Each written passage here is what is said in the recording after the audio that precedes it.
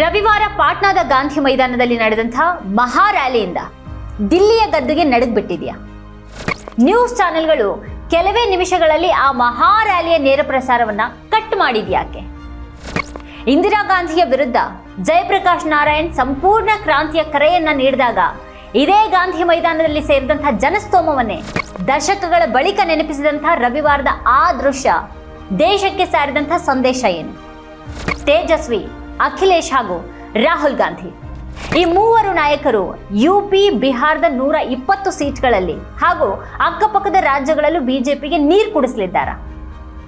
ರವಿವಾರ ಬಾಡಿಗೆ ಬಸ್ಸು, ಲಾರಿಗಳು ಇಲ್ಲದೇನೆ ಗುಂಪು ಗುಂಪಾಗಿ ಬಂದಿರುವಂತಹ ಜನಸ್ತೋಮ ಬಿಹಾರದಲ್ಲಿ ಏನಾದರೂ ದೊಡ್ಡ ಬದಲಾವಣೆಗೆ ಮನಸ್ಸು ಮಾಡಿದೆಯಾ? ಹೊಸ ಹವಾ ಅಂತೂ ಬಿಹಾರದಲ್ಲಿ ಶುರುವಾಗಿದೆ. ಅದು ತೇಜಸ್ವಿ ಯಾದವ್ ಅವರ ಮೂಲಕ. ರಾಹುಲ್ ಗಾಂಧಿ ಮತ್ತು ತೇಜಸ್ವಿ ಯಾದವ್ ಮೋಡಿಗೆ ದಿಲ್ಲಿ ನಡುಗಿದೆ. ನಿಜಕ್ಕೂ ದಿಲ್ಲಿ ಗದ್ದುಗೆ ನಡುಗಿ ಹೋಗಿದೆ ಅನ್ನೋದಕ್ಕೆ ರ್ಯಾಲಿ ನೇರ ಪ್ರಸಾರವನ್ನ ಚಾನೆಲ್ಗಳೆಲ್ಲ ಕೆಲವೇ ನಿಮಿಷಗಳಲ್ಲಿ ನಿಲ್ಲಿಸಿಬಿಟ್ಟು ಅನ್ನೋದೇ ಸಾಕ್ಷಿ. ಸುದ್ದಿ ವಾಹಿನಿಗಳಿಗೆ ಅಂತಹದೊಂದು ಸೂಚನೆ ಬಂದಿರಬೇಕು ಅಂತ ಅಂದ್ರೆ ಹೇಗೆ ಪ್ರಭುತ್ವ ಕಂಗೆಟ್ಟಿರಬಹುದು ಅನ್ನೋದನ್ನ ಸುಲಭವಾಗಿ ನಾವೆಲ್ಲ ಊಹೆ ಮಾಡ್ಕೊಳ್ಬಹುದಾಗಿದೆ.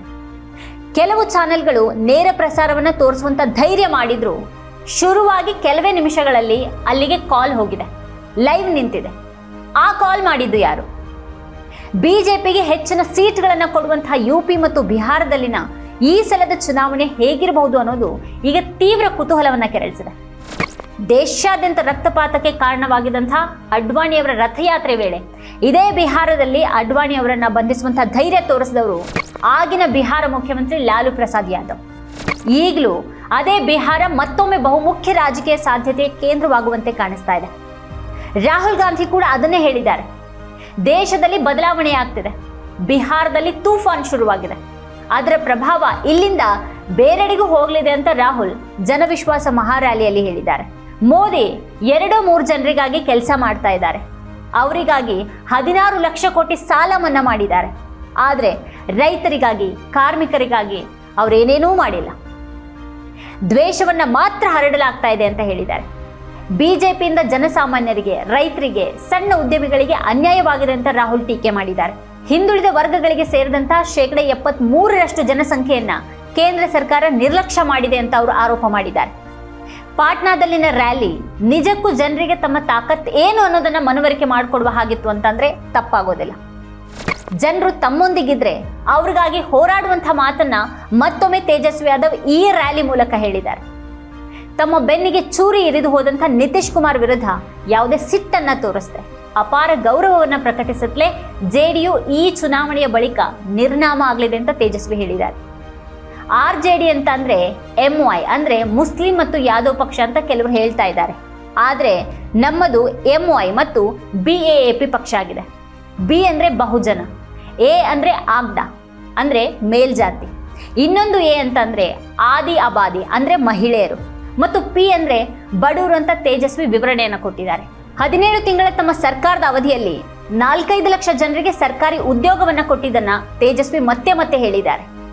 ತಮ್ಮ RJD ಪಕ್ಷದ R ಅಂದ್ರೆ ರೈಟ್ಸ್ ಅಂದ್ರೆ ಹಕ್ಕುಗಳು, J ಅಂದ್ರೆ ಜಾಬ್ಸ್ ಅಥವಾ ಉದ್ಯೋಗಗಳು, ಮತ್ತು D ಅಂದ್ರೆ ಅಭಿವೃದ್ಧಿಗಾಗಿ ನಿಂತಿದೆ ಅಂತ ತೇಜಸ್ವಿ ಯಾದವ್ ಪ್ರತಿಪಾದಿಸಿದ್ದಾರೆ. ಬಿಜೆಪಿ ಸುಳ್ಳಿನ ಕಾರ್ಖಾನೆ ಅಂತ ನಾನು ವಿಶ್ವಾಸದಿಂದ ಹೇಳಬಲ್ಲೆ. ಬಿಜೆಪಿ ನಾಯಕರು ಸುಳ್ಳು ಭರವಸೆಗಳನ್ನ ನೀಡ್ತಾರೆ, ಆದ್ರೆ RJD ಹಕ್ಕುಗಳು, ಉದ್ಯೋಗಗಳು ಮತ್ತು ಅಭಿವೃದ್ಧಿಗಾಗಿ ಹೋರಾಡ್ತಾ ಇದೆ ಅಂತ ಹೇಳಿದ್ದಾರೆ. ನಿತೀಶ್ ಅವರು ಕಳೆದ 17 ವರ್ಷಗಳಲ್ಲಿ ಬಿಜೆಪಿ ಜೊತೆಗೆ ಏನನ್ನೂ ಮಾಡಲಾಗಲಿಲ್ಲ ಅಂತ ಟೀಕಿಸಿದ ಅವರು ಕಳೆದ 17 ತಿಂಗಳಲ್ಲಿ ಮಹಾಗಠಬಂಧನ್ ಸರ್ಕಾರ ಮಾಡಿರುವಂತಹ ಸಾಧನೆಗಳನ್ನ ವಿವರಿಸಿದ್ದಾರೆ. ಬಿಜೆಪಿ ನೇತೃತ್ವದ NDA ಕುದುರೆ ವ್ಯಾಪಾರದಲ್ಲಿ ತೊಡಗಿದೆ ಅಂತ ಆರೋಪಿಸಿದ ಅವರು RJDಯ 5 ಶಾಸಕರು ಇತ್ತೀಚೆಗೆ ಬಿಜೆಪಿಗೆ ಪಕ್ಷಾಂತರ ಮಾಡಿದ್ದಾರೆ. ಆದರೆ ಮಹಾ ಮೈತ್ರಿಕೂಟಕ್ಕೆ ಯಾವುದೇ ವ್ಯತ್ಯಾಸ ಆಗೋದಿಲ್ಲ, ಚುನಾವಣೆಯಲ್ಲಿ ಜನರು ಅವರ ಭವಿಷ್ಯವನ್ನ ನಿರ್ಧಾರ ಮಾಡ್ತಾರೆ ಅಂತ ಹೇಳಿದ್ದಾರೆ. ಲಕ್ಷ ನೌಕರಿಯ ಮಾತು ತೇಜಸ್ವಿ ಅವರ ಜೊತೆಗಿರುವಂತಹ ಬಹುದೊಡ್ಡ ಬಲವಾಗಿದೆ. ಅದು ಮೋದಿಯಿಂದ ಹಿಡಿದು ಎಲ್ಲರನ್ನ ಕಾಡಲಿದೆ. ತೇಜಸ್ವಿ ಯಾದವ್ ಬತ್ತಳಿಕೆಯಲ್ಲಿ ಅದು ಮಹತ್ವದ ಸಾಧ್ಯತೆಯ ಆಗಿದೆ. ಬಡವರು, ಕಾರ್ಮಿಕರ ಪರವಾದ ಧ್ವನಿಯೊಂದು ರಾಹುಲ್ ಮತ್ತು ತೇಜಸ್ವಿ ಯಾದವ್ ಅವರ ಮೂಲಕ ತೀವ್ರ ರೀತಿಯಲ್ಲಿ ವ್ಯಕ್ತವಾಗ್ತಾ ಇದೆ. ಇನ್ನು ಅದೇ ಸಮಾವೇಶದಲ್ಲಿ ಮಾತನಾಡಿದಂಥ ಸಮಾಜವಾದಿ ಪಕ್ಷದ ನಾಯಕ ಅಖಿಲೇಶ್ ಯಾದವ್ ಅವರು 2024ರ ಚುನಾವಣೆಯಲ್ಲಿ ಸಂವಿಧಾನ ಮಂಥನ ನಡೆಯಲಿದೆ, ಸಂವಿಧಾನ ಉಳಿಸುವವರು ಹಾಗೂ ಸಂವಿಧಾನವನ್ನ ಮುಗಿಸುವವರ ನಡುವಿನ ಹೋರಾಟ ಇದು ಅಂತ ಹೇಳಿದ್ದಾರೆ.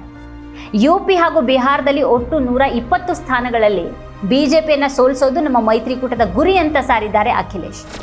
ಎಐಸಿಸಿ ಅಧ್ಯಕ್ಷ ಮಲ್ಲಿಕಾರ್ಜುನ್ ಖರ್ಗೆ, ಸಿಪಿಎಂ ನಾಯಕ ಯೆಚೂರಿ ಸಹಿತ ಇಂಡಿಯಾ ಮೈತ್ರಿಯ ಪ್ರಮುಖ ನಾಯಕರೆಲ್ಲರೂ ಈ ಕಾರ್ಯಕ್ರಮದಲ್ಲಿ ಭಾಗವಹಿಸಿದರು. ರಾಹುಲ್ ಗಾಂಧಿ ಅವರ ಭಾರತ್ ಜೋಡೋ ನ್ಯಾಯ ಯಾತ್ರೆ ಮತ್ತು ತೇಜಸ್ವಿ ಯಾದವ್ ಅವರ ಜನವಿಶ್ವಾಸ ರ್ಯಾಲಿ ನಿಜಕ್ಕೂ ಬಿಹಾರದಂಥ ರಾಜ್ಯದಲ್ಲಿನ ರಾಜಕಾರಣದಲ್ಲಿ ಮಹತ್ವದ ತಿರುವಿಗೆ ಕಾರಣವಾಗುವಂತಹ ಸಾಧ್ಯತೆ ನಿಚ್ಚಳವಾಗ್ತಾ ಇದೆ. ರಾಹುಲ್ ಅವರೇ ಹೇಳಿದ ಹಾಗೆ ಅದು ದೇಶಾದ್ಯಂತ ವ್ಯಾಪಿಸುವಂತಹ ಕಾಲನೂ ದೂರ ಇಲ್ಲ.